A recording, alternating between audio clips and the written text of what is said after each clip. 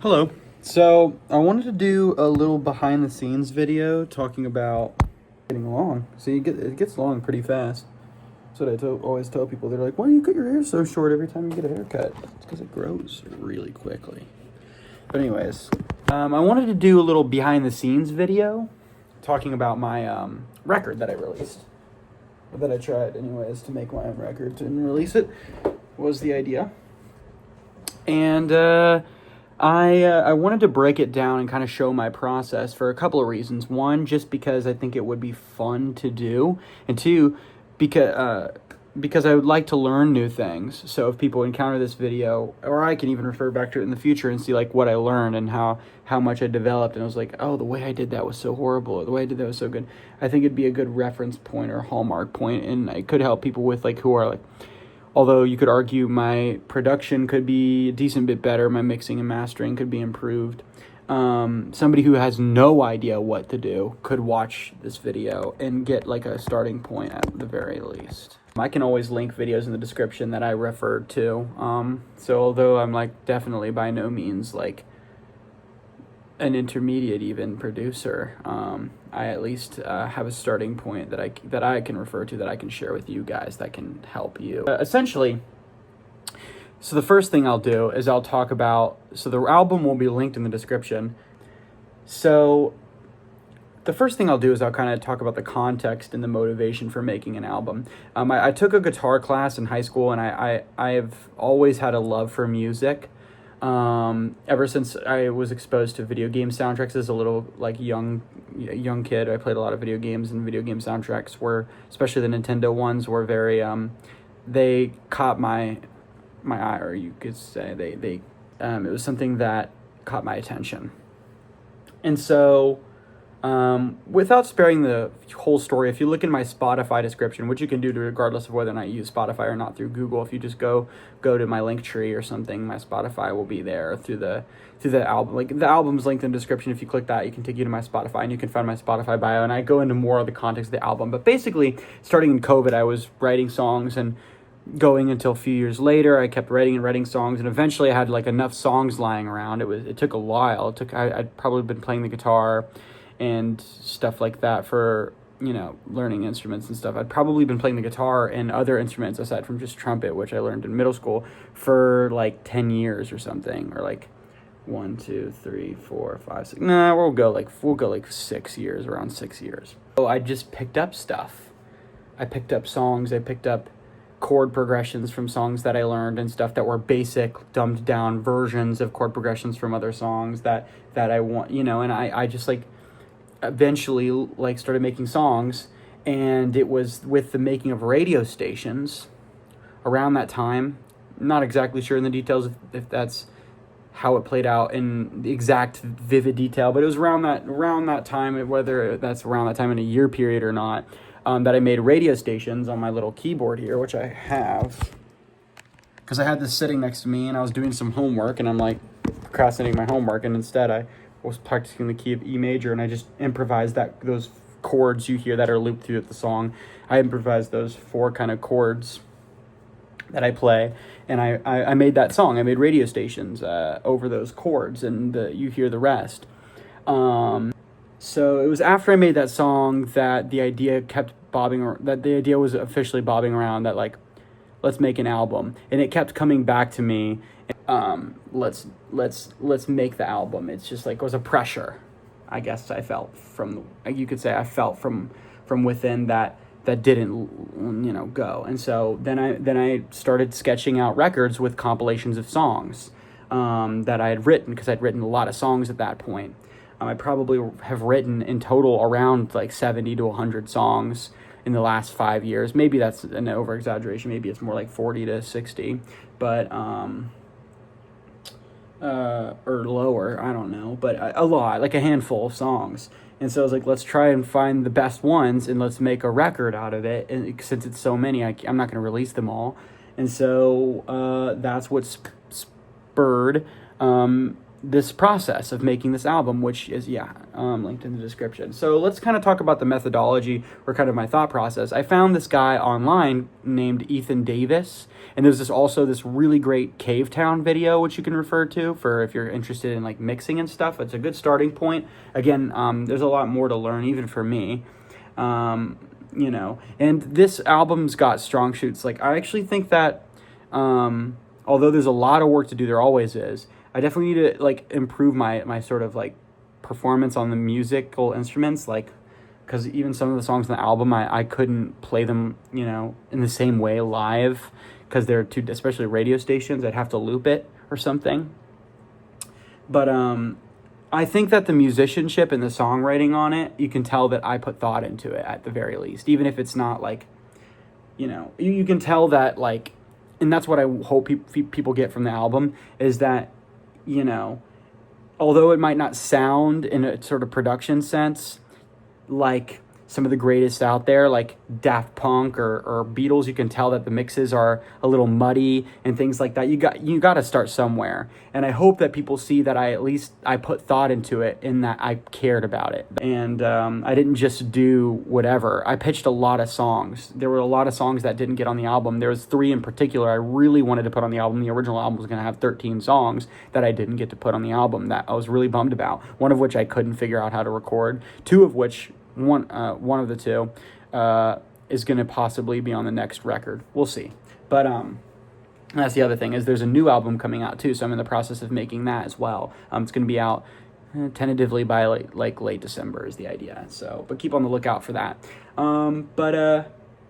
So I hope that people can at least see with the album, although it might not sound as polished and the mixes might be a little muddy, and you could tell these drums are a little loud here, this, that I put thought into it, and they can at least appreciate the ideas, and that's what I'm hoping. And so I'm well aware that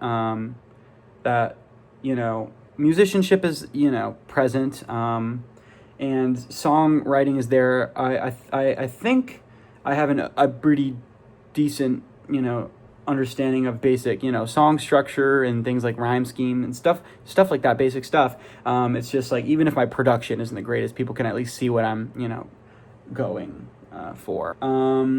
Let's kind of talk about what I did. So you write a bunch of songs, and I kind of did research on, well, how does an album work? What are some rules of thumb for making a record if you want to make a record yourself, if you want it to sound as good as like classic records, like my references were like Michael Jackson, Beach Boys, the Beatles records. If you want your record to sound that good, what are some good rules of thumb? What are some good starting points? And there's a few. One is, you don't want to have the same key on every song. For example, the same tempo, because it'll sound really bland, boring. So you want to switch keys in between different songs. Not too far, but you want to play different keys. For those who don't know music theory, every song has like a combination of notes that it uses. It's called a key or scale.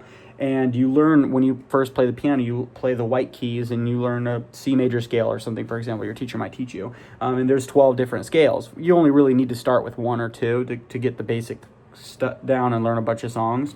But every song has a key. That's basic music theory, and you want to stay in key. Well, typically on a classic album or an album like that, I did a bunch of research. Albums alternate between keys, and some songs are slow, some songs are fast, and you want to have a tasteful variety of fast songs and slow songs, and you want to do it in a way that paces well. And that was something that I thought about and stuff like that. It's just something that the more thought you put into it, the more you realize these things as you're going. It's like, this transition into this song, it's just a taste thing. Especially if you listen to lots of music, it's easy to tell, because you develop a taste of your own that you can integrate into the process of making the music, and the records and the sequencing and stuff. But essentially, that was a starting point, is do different keys. So each song on the record has a different key. Some more drastic jumps than others. Like, it goes from C to D to G to A and E is the biggest jump away from C, but has a tonal center. So the record begins on D minor and ends on D major. And most classic records, at least I'm pretty sure classic records have that, is like they'll have a few songs with the same key, but in between there's key changes in between each different song. Some songs even have key changes within the same song. I mean, it creates a cool effect. They don't do that as much nowadays, but it happens sometimes. And so that's kind of where I went. And then I had like a handful of songs. I had like I said, 40 songs, and I had to kind of make an album out of it. And what's going to be different with this record, or it might not be, maybe it'll change as I make the second record, is that this one ended up having a concept. Like it ended up becoming like a story, which wasn't planned. That wasn't the original idea, but it happened, especially with the making of the first song with lyrics, which is One More Light.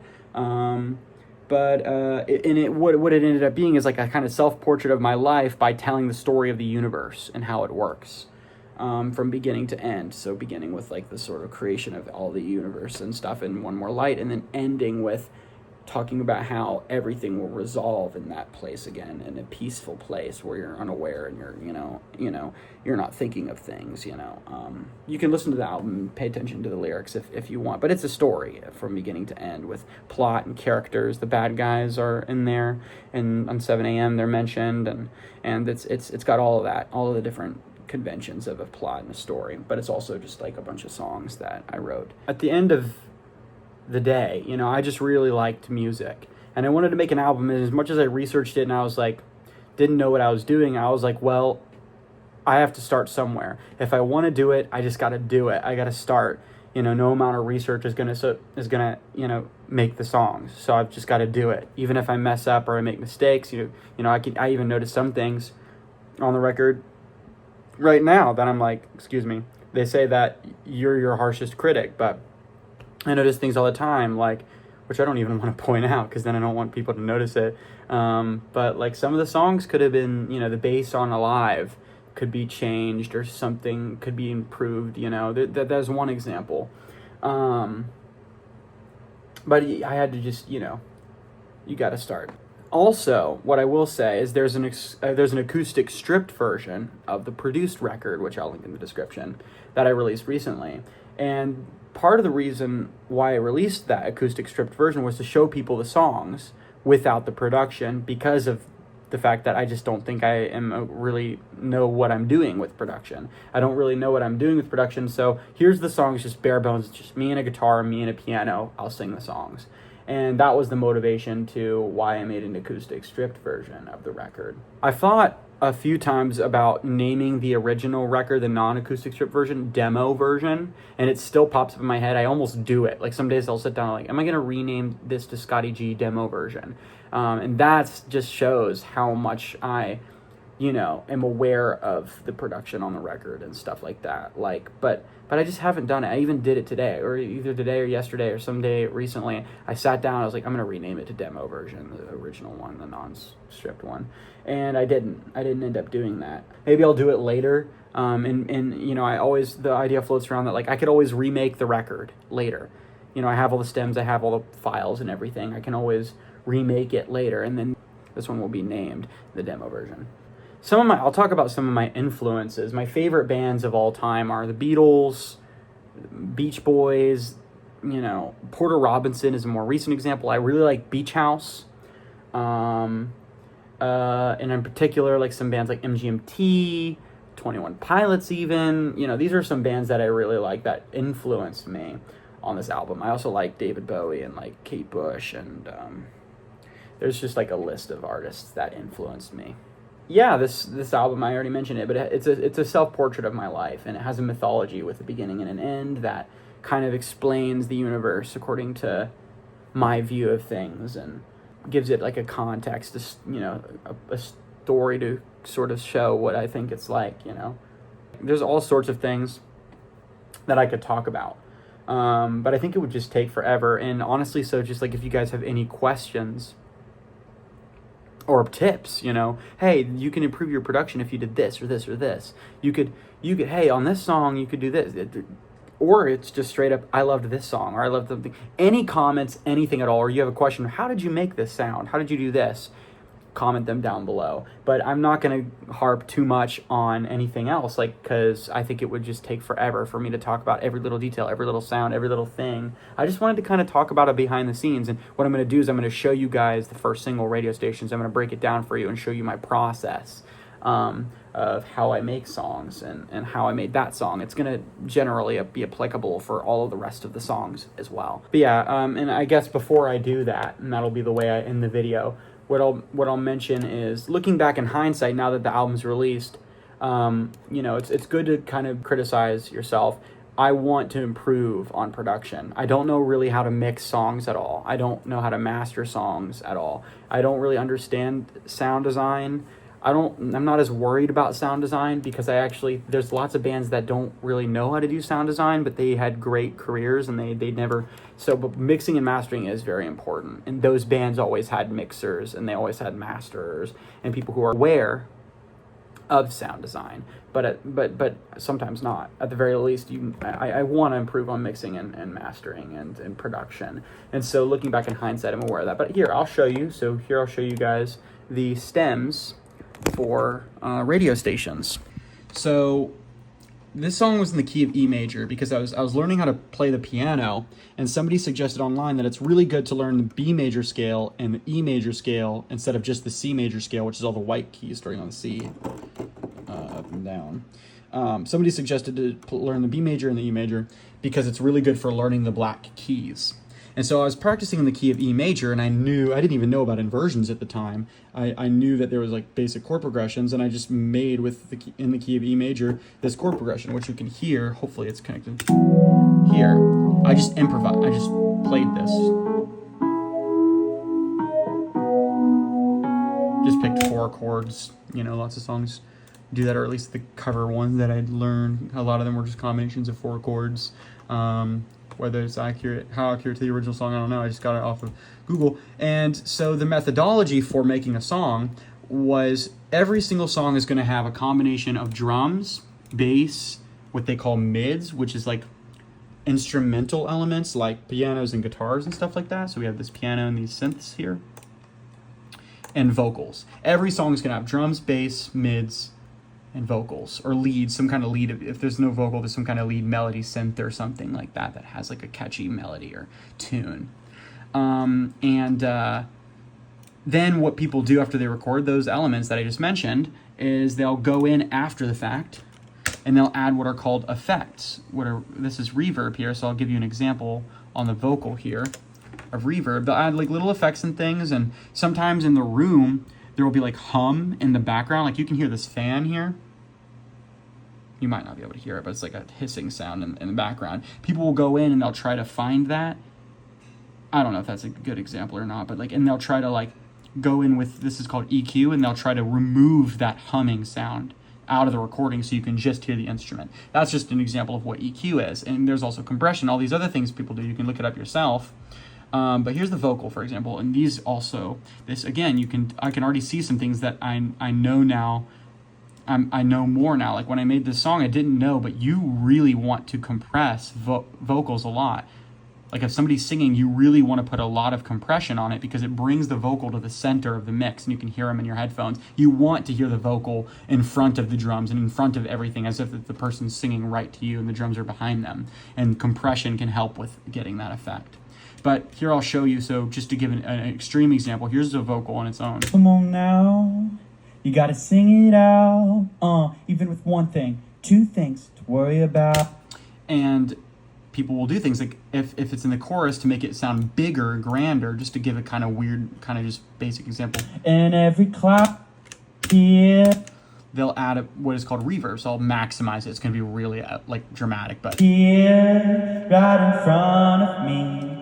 They'll add little effects like that you just don't see, you don't notice, but songs do that stuff all the time, and it gives the sound like a bigger sound. But anyways, all that aside, I recorded all these different elements. So I started with the piano and you just improvise these chords. It was probably inspired by some other song I was learning on like guitar or something like that.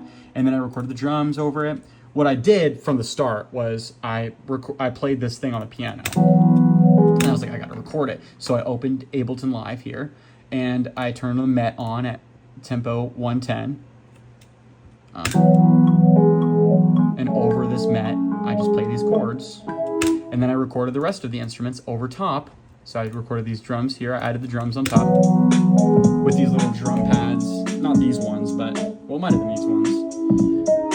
You can just like play it. You can hit that button and it'll do that. I don't know what happened to this. I don't know why it canceled out, but, and I recorded everything. So then I recorded these bass line with the keys here. And I found this, and I just found these presets. So like here I have them labeled. So here's my drum sounds that I like, my bass sounds that I like, and I just sift through them, my favorite ones that I've just, because I would just sit and just like listen to all the different sounds on my Ableton here, which whatever DAW you have, you can find sounds through other plugins and things. And I just kind of sifted through my sounds and found ones that I liked, and then I made the song with it. This bass was an Analog Lab fretless bass preset patch, and I mean that's pretty much it. I don't really know what I'm doing with the mixing and stuff, but I know what I'm doing with the instrument. I know every song's got these elements, you know, and as a rule of thumb. But people do a lot of other things that I don't really know exactly what to do for, that I'll have to figure out and experiment with going forwards. Like they harmonize vocals, which I didn't do that here. This is just me sing. You can listen to the original song, but there's no like harmonizing or anything happening there.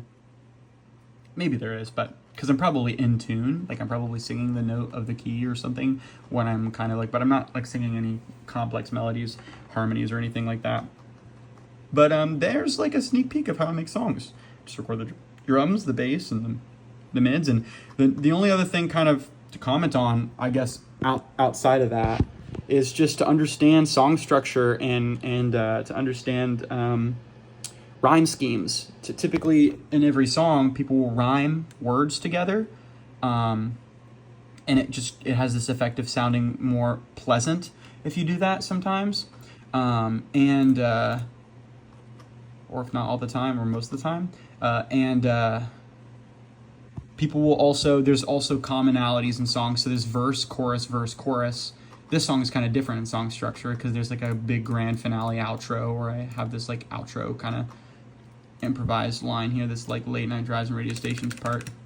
Late night drives and radios. But there is a verse, chorus here. This is the verse. You gotta and this is the chorus. Right in front of me. And all of the songs on my album have a combination of that. They have a structure, except for the first song and the two interlude tracks. Every single song on my record has some structure underlying it. It's like a method, a sort of formula. I have some main point that I drive home in the chorus, or the main part of the song that repeats, and then there's verses which talk about that main theme. Here it's talking about like traveling, you know, the world with this girl, that you're the one girl for you, or something like that, or something along those lines, and she's there right in front of you with you, and you're traveling the world and stuff, late night drives and radio stations, LA to Tokyo, you know. That's kind of just self-explanatory, but there it is. I mean, and that's what I did. I had the clicker going, I recorded my vocals into my mic, and I recorded the instruments. I have this guitar over here, and I have an acoustic guitar as well here, and I showed you all the sounds. They're all on my computer, all the other ones, and that's basically it. That's how I made each song. If you have any questions, feel free to let me know, but there's a behind the scenes of how I made this record. And I think a good note to end it on is like, yeah, there's a new record coming out. I'm in the process of it. If you guys have any other questions, feel free to let me know. Just like comment them down below or even email me. And that's it. So keep an eye out for the next, keep an eye out for the next singles, the next, because there'll be singles to sort of tease the next record for sure. The next one is in the works. And also you could keep an eye out as well too for new videos coming up. I have some ideas sketched out, but there it is. There is how I made my album, the behind the scenes, some of the motivation for it. I highly suggest, if you want to learn more about it, to just listen to it. And listen to some of my influences, MGMT, Porter Robinson, Beach Boys, Beatles, David Bowie, even. And that'll give you an idea of kind of what inspired me, and find your own inspirations, find your own, yeah, so there's a behind the scenes of my album. An idea that's kind of like written down, for example, is I would like to, and there will be, feel free to subscribe to my music channel, which will be linked down below. Stay tuned, there will be new videos. Maybe for the next record, I'll do a more like sort of in-depth, sort of behind the scenes about some specific song or something like that. We'll see. And yeah, so thanks for watching. Peace out.